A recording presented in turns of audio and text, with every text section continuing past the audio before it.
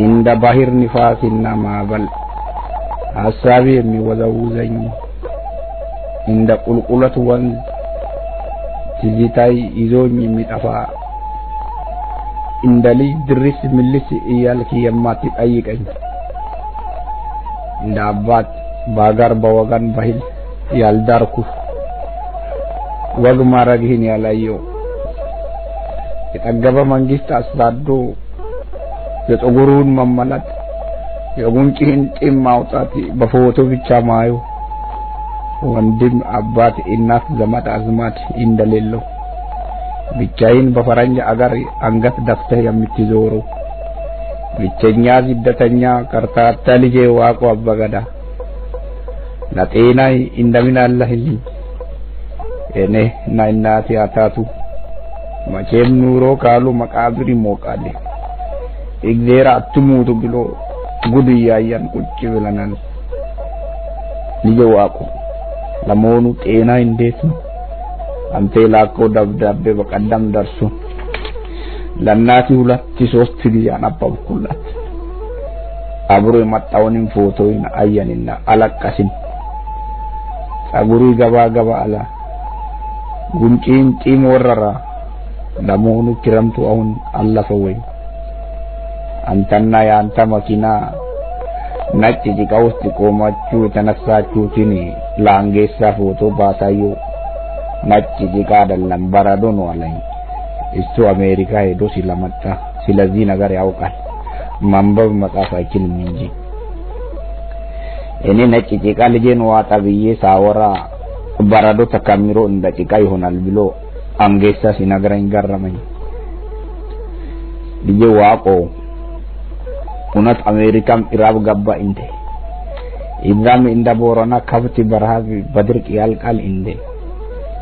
እስኪ ልጅ እውነቱን ጻፍ፣ እኛም እናውቃለን። ህዝብ ተራብን አለቅን ብሎ ሲጮህ መለስ ዜናዊ ኢራብ እዚህ ብቻ አይደለም አሜሪካ፣ ቻይና፣ ማስኮብ ሁሉ እህል የለም ተርቧል ብሎ በሬዲዮ ይነግረናል። ልጄ ኢዛም ኢራብ ከገባ እዚህ ናና አብረን እንለቅ። በራብ ከመሞት በጦርነት መሞት ይሻላል። ሰውየው የሚለው እውነት ከሆነ አሁን ኢትዮጵያ እንደ ድሮ እንዳይመስል ልጄ። ጤፍ 1000 ብር 800 ብር ኩንታል፣ ጨው ኪሎ 12 ብር፣ ዶሮ 60 ብር፣ እንቁላል ብር 52 ብር። ከቦራና ተልተሌ 5 ብር የነበረ ትራንስፖርት 50 ብር ገባ። እኛ እድሜ ለአንተ ምን እንሆናለን? ነፍሳችን አለ። ግን እኛ ሰፈር ያሉ እንተ የሚታቃቸው ሰዎች እነ ዋቃዮ እነ ተርፋሳ እነ ቲኔ የልጆች እናት እነ ሶሮቶ እነ ደናቃ የአቶ ሌንጪሳስ ቤተሰቦች ሁሉ ኢራብ ጨረሰ። ሁና ምን ይጠራው ጎረቤት እንኳን አሁን የለም። በዚህ ላይ ደግሞ የጠገባ የመንግስት ፖሊስ እና ወታደር ኢራብ የገደለውን የደከመ የቦረና ህዝብ ኦነግ ናቶ ኦዋሚና እያለ ይደበድባል፣ ተኩሶ ይገላል። ኢራብተኛ ባለፈው ሰሞን ከምርጫ በፊት ቆይ ለምርጫው ልንገርህ እንጂ የአሁኑ ጊዜ ምርጫ ደግሞ ከኃይለ ሥላሴም ፓርላማ ከደርግም ምክር ቤት ምርጫ የተለየ የሚገርም ነው። የሚመርጠውና የሚመረጠው ህዝብ ቁጥሩ እኩል ነው። ቦረና ብቻውን 1000 ሰው 1000 አለቃ 1000 ጌታ መርጧል። ተልተሌ 1000 የቱ መሪ የቱ ተማሪ እንደሚሆን እነሱ ናቸው ማቁት። አንድ አስተማሪ ምርጫውን ተውት ይቅር፣ ይሄን ሁሉ ወረቀትና ቀለም ይሄ ሁሉ አስመራጭና ተመራጭ ከምትቀጥሩበት አንዳንድ ጣሳ ስንዴ ለቦረና ብትሰጡ ይሻላል ብሎ ስብሰባ ላይ ቢናገር ጭኖ አዲስ አበባ ወስዶ ድምፁ የለም። አዳ ከምርጫ በፊት ኢህአዴግን ምረጡ፣ ስንዴ አንድ ኩንታል ለቤተሰብ እንሰጣለን ብሎ ህዝብ ሁሉ ስንዴ ያገኛሉ ብሎ ሄዶ የተሰጠውን ካርድ ኮረጆ ውስጥ ጥሎ መጣ። እነሱ ምርጫ ያሉት ማን ከማን እንደሚመርጥ እኔ አላውቅም። በኋላ ምርጫ ሳልቅ ሲንደውን የኦነግ ታጣቂ አገረ ማርያም ላይ ዘረፋ። ስለዚህ ለእናንተ ሲንዴ የለም ሄዳችሁ ኦነግን ተዋጉ እናንተ ናችሁ የምትደብቋቸው የምትረዷቸው ብሎ የኛን አባገዳ የሰፈሩን አባገዳ አሰሩ። 10 የአገር ሽማግሌዎችን አዋሳ ጭኖ ወስዶ እስካሁን አልተመለሱ። ልጅ ዋቆ አንዳንድ ጊዜ ሳስቦ ጣላን ነው እንደኛን የሚገዛ ይላሉ። እንዴት መንግስት የራሱን ህዝብ እንደ ጠላት ይቀጣል ይጨፍ እንዴት መንግስት የራሱን ህዝብ እንደ ጠላት ይቀጣል ይጨፈጭፋል። አሁን ህዝቡ በቃ ተማረራ። እንደ ድሮ ኬንያ እና ሱዳን እንኳን ለማጥፋት ዝግ ሆና ኩኩዩና ጃምቦ ከወያኔ ጋር ተስማምቶ የኛ ሰው ሲጠፋ አንቀው ይመልሳል። መንግስት ደግሞ ታንቆ የተመለሱትን ልጆች እውነቱን አውጣ እያለ ወጣቶችን አዳራሽ ውስጥ አስገብቶ እንደ ሙኩት ቆለጣቸውን ይቀጠቅጣል። ሴቶች ልጃገረዶችን የዚህ መንግስት ወታደር አስር ያለው እያለ 5-6 ሆኖ 18 አመት ባልሞላት ልጃገረድ ላይ ይፈራረቃሉ። እኛን ጣላን ነው እንደ ያላደረገን ጣላን እንደ ያላረገም ልጅ ዋቆ ጋበርን እኛ ምን ብንበድል እንደ ያለ አውሬ መንግስት የኛ ኢራስ ላይ አስቀመጣ።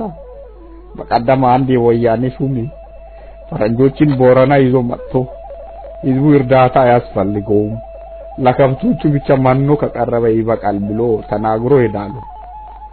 እኔ ገርሞኝ አንድ ግብርና ጽሕፈት ቤት ኃላፊ ወጣት ልጅ እንዴት ነው ነገሩ ሰው ይበልጣል ከብት ይበልጣል ብሎ አይ አባባ ገዳ መንግስት የሚለው ቦረና ህዝብ ቢያልቅ የአገር ኢኮኖሚ አይጎዳም ህዝብ ሞልቷል። ከብቶች ካላቁ ግን መንግስት ወደ ውጪ የሚልኮ ቆዳ ሌጦና ሲጋ ከጠፋ መንግስት ይጎዳል ኢኮኖሚ ይናጋል ብሎ ነው ለኔም ነግሮኝ ሄዶ ሰውየው ብሎ ነገረኝ።